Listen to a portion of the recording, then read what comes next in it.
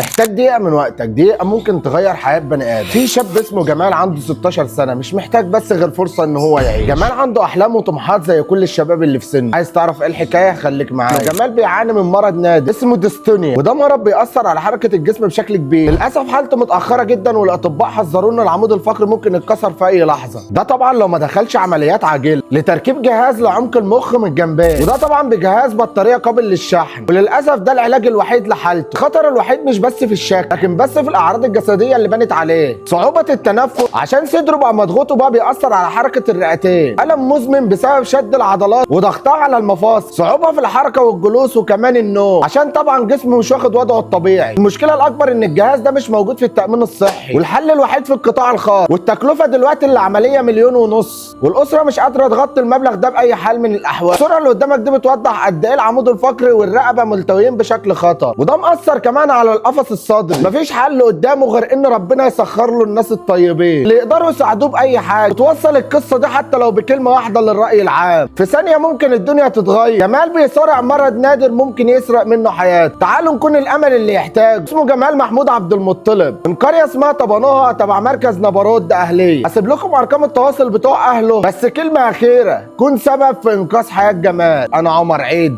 سلام.